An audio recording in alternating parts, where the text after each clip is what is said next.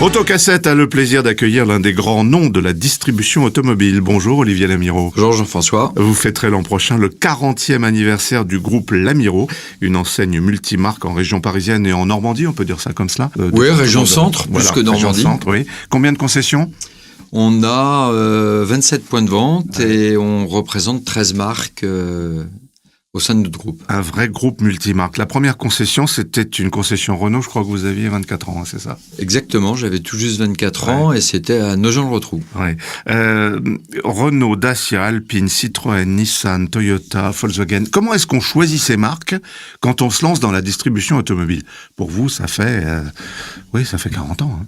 Eh bien, quand j'ai pris la décision à la fin des années 90 de devenir multimarque, j'ai regardé les deux groupes qui me semblent avoir une stratégie compréhensible et cohérente. Et j'ai donc rencontré le président du groupe Volkswagen de l'époque, Michel Lepère, et le président de Toyota France. Ouais. Historiquement, vous étiez Renault, puisque votre nom sonne Renault. Hein. Tout le monde connaît dans le métier votre père, bien sûr. Oui, historiquement, c'était Renault. Et c'est vrai que sa première marque reste souvent sa marque de cœur. Ouais. Mais je pensais vraiment que, et ce qui n'était pas évident à l'époque, mais que l'avenir passait par le multimarquisme. Ouais. Le multimarquisme, il est omniprésent maintenant. Hein. Tous les groupes distribuent plusieurs marques. Quasiment tous. Oui, quasiment tous. Comment est-ce que le groupe s'est développé ? Il s'est développé grâce à ces marques, justement, grâce à la multiplication des marques ? Il s'est développé, d'abord avec une stratégie qui était de concentration géographique, puisqu'aujourd'hui, sur l'agglomération chartraine, plus d'une voiture sur deux qui est vendue vient de notre groupe. Ouais, vous êtes très présent en Eure-et-Loire, au sud de la région parisienne, c'est ça ? Voilà, et puis un petit peu à l'est maintenant, avec la reprise des affaires RDL. Ouais. Le chiffre d'affaires, très important, je vais dire une bêtise, ou 400 millions d'euros ? On devrait être dans ces eaux-là sur 2017. Oui, c'est pas mal. Hein. C'est pas mal. Combien écoulez-vous de VN et de VO dans l'année ? On a fait l'année dernière 12 500 VN et 10 000 VO. Et 10 000 VO. Et vous faites vivre combien de salariés ? Et on fait vivre 690 salariés, ce qui est pour moi le plus important. Oui, absolument. Et pour eux aussi, bien entendu. Vous avez une école de formation à la vente qui marche très bien. Racontez-nous. Oui, parce qu'on trouvait pas dans les écoles de vente de constructeurs exactement les profils que nous souhaitions. En plus, on voulait avoir leur inculquer, je dirais, l'esprit groupe Lamirault. Alors, qu'est-ce que c'est l'esprit groupe Lamirault ? Nous, on est peut-être comme particularité, on attache beaucoup d'importance à la relation humaine, on attache beaucoup d'importance au respect de nos collaborateurs et de façon assez logique et assez basique. Je considère qu'un collaborateur qui est bien dans sa peau, il va être bien dans son travail. Ouais. 650 salariés, on n'est pas en parité dans le milieu automobile. Mais il y a quelques femmes tout de même. Non, mais nous, on est, pour un métier qui est quand même très masculin, on a plus d'un tiers de nos effectifs qui est féminin. Oui. Et on a fait récemment notre réunion de rentrée pour l'ensemble de nos collaborateurs. Et sur le podium, on a bizarrement 3 femmes aux 3 premières places. Ah oui. Donc vous avez des vendeuses. Ah, on a beaucoup de vendeuses. Oui. Est-ce qu'elles sont meilleures que les hommes ? Elles peuvent être meilleures que les hommes. Ni plus ni moins. Non, peut-être qu'une femme, quand vraiment elle est déterminée, elle va plus au fond des choses qu'un vendeur. Oui. Est-ce que les femmes sont toujours prescriptrices ? Oui, évidemment, et c'est vrai qu'avoir une vendeuse en face, c'est rassurant, et ça aide effectivement à vendre la voiture. Je reviens à cette école de formation à la vente, qui est donc à Chartres, dans votre concession de Chartres. Les écoles de constructeurs, les écoles de vente des constructeurs, elles vous semblent trop marquées constructeurs, justement ? Le problème qu'on peut avoir, c'est que on a un petit peu de mal à faire anticiper nos chefs des ventes. Ouais. Et là, à partir du moment où on fait une session où on est au minimum une douzaine de vendeurs, on leur laisse pas le choix. Ouais. Et moi, ma grande fierté, c'est que notre première session, on avait 12 vendeurs. Sur les 12, tous ont eu leur diplôme, puisque on décerne un diplôme qui est qualifiant avec le GNFA. Oui. Et sur les 12, il y en a 11 qui sont restés dans le groupe. Oui. C'est un métier qu'on peut recommander aux plus jeunes. Et est-ce que vous avez du mal à trouver de jeunes vendeurs aujourd'hui ?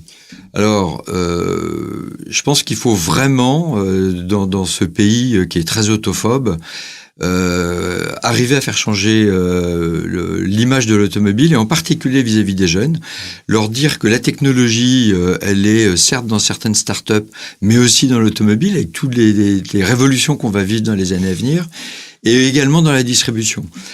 Ma grande fierté également dans notre école, notre centre de formation, c'est que moi je pensais faire une session tous les 2 ans. Ouais. En réalité, on a fait notre première session, et avant même la fin de notre première session, nos directeurs et chefs de vente nous remontaient leurs besoins pour une deuxième session, et qu'on a entamée avec 14 vendeurs. Et franchement, on n'a pas eu de grandes difficultés à trouver ces jeunes. Il y a eu un rajeunissement incroyable d'ailleurs dans la vente automobile, parce que dans n'importe quelle concession aujourd'hui, on voit des jeunes gens, hommes ou femmes. Oui, tout à fait. C'est important parce qu'on voit que les consommateurs changent leurs habitudes. Aujourd'hui, systématiquement, les clients font une pré-recherche sur Internet. Et il faut donc avoir des vendeurs qui eux-mêmes soient des enfants Internet, si je puis dire. À propos d'Internet, vous consacrez beaucoup de temps et d'argent à votre site, à vos sites. Oui, non seulement à nos sites, mais également à notre présence sur les réseaux sociaux. Au suivi des leads, au traitement des leads. Et on a aujourd'hui, d'ailleurs au sein du groupe, un responsable marketing digital qui, pour la petite histoire, s'appelle Thomas Lamiro. Qui est donc votre qui est mon fils. Qui est votre fils, oui. Est-ce qu'on peut acheter une voiture sur Internet chez Lamiro ? On peut acheter une voiture sur Internet, mais on le fait pas puisque c'est pas un souhait des clients aujourd'hui. Oui. Et on fera tout pour que ce le soit pas. Oui, parce que les constructeurs s'y mettent un peu, plus ou moins directement, quoi. Oui, mais j'ai appris au cours de ces 40 dernières années qu'il fallait respecter la politique des constructeurs, mais pas toujours suivre leurs bonnes idées. Et je pense qu'à l'inverse de ce qu'a dit Monsieur Imperato récemment, qu'il faut pas qu'on réduise nos surfaces d'exposition, et que le client, à l'inverse, qui s'est renseigné sur Internet, il vient chez nous pour voir des modèles, pour avoir le choix, et surtout pour faire des essais. Alors justement, qu'est-ce qui fait une bonne concession, une belle concession aujourd'hui ? Qu'est-ce qui fait qu'on vient ? Parce qu'il y a du digital mélangé à la voiture physique ? Non, on vient à partir du moment où on a un lien qui n'est pas rompu entre l'expérience digitale et ce que le client trouve chez nous. Il faut donc un endroit qui soit convivial, il faut avoir des collaborateurs qui sont souriants, et il faut évidemment écouter le client et répondre à ses besoins. Oui, on sait que la prévente, c'est une source de revenus très importante pour vous, pour vous dans ce métier. Est-ce que la prévente, c'est pas quelque chose qui est en train de sortir de la tête des clients ? Il faut que la prévente ne soit plus un problème pour les clients. C'est la raison pour laquelle on pousse beaucoup la vente de contrats d'entretien. Je dis bien de contrats d'entretien. Où le client sait qu'il paye tant par mois, quoi qu'il arrive. Associé au LOA ou au LLD. Exactement, au Crédit Ballon. Et derrière, il faut simplifier la vie du client quand il vient chez nous. Donc, la prise de rendez-vous en ligne, on est en train de le développer beaucoup. Les solutions de mobilité, quasiment systématiquement, on met un véhicule à disposition. Et pour les clients qui le souhaitent, on peut même aller chercher le véhicule à leur domicile. Oui. Les énergies, c'est un grand thème d'actualité. On sait le déclin du diesel, on sait la remontée de l'essence, on sait que l'hybride se porte pas mal. Mais Renault Lamiro, c'est de l'électrique aussi, puisqu'on sait que Renault a mis le paquet. Dans une région comme l'Eure-et-Loire, c'est l'idéal, l'électrique, non ? Alors c'est l'idéal, mais les gens ont un peu de mal, un peu plus de mal qu'en région parisienne, parce qu'il y a encore une crainte liée à l'autonomie et surtout au manque de bornes de recharge qui existent sur le domaine public. Oui, ça vous parlez en général ou c'est lié au département ? Non, je parle en général parce que le département a au contraire une politique plutôt dynamique, parce qu'on les pousse un peu aussi. Alors loin de l'électrique, vous vendez aussi des Alpines ? Oui. Parce que ça, c'est votre histoire aussi. C'est votre amitié dans la famille avec Jean Rédé, l'homme d'Alpine. Elle démarre bien, cette Alpine ? Alors, elle démarre extrêmement bien. Je veux dire qu'on a eu la grande fierté d'inaugurer le premier centre Alpine après le studio Alpine jeudi dernier.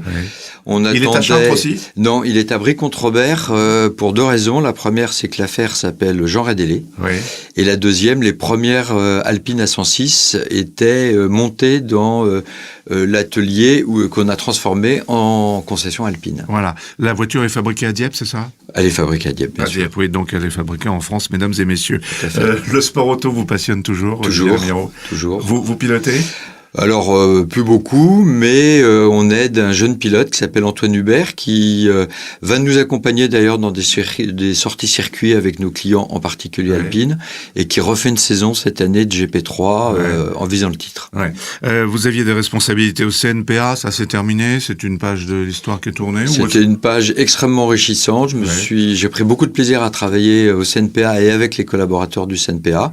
Mais effectivement, je pense qu'il ne faut pas rester trop longtemps dans ce genre d'institution. Il faut qu'il y ait du renouvellement et du sang neuf. Qu'est-ce que vous dites? Vous n'êtes pas prêt de décrocher, mais qu'est-ce que vous dites à votre fils pour les 10 ans qui viennent?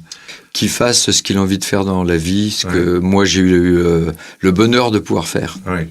Merci, on vous souhaite une belle année 2018. On n'a pas parlé du marché, un mot, ça a bien démarré? Ça démarre bien. Nous, on a fait une très bonne année 2017 et on pense qu'on fera une année 2018 encore meilleure parce que les records sont faits pour être battus. Exactement. C'était Olivier Lamiraud du groupe éponyme, comme l'on dit. Merci. Merci.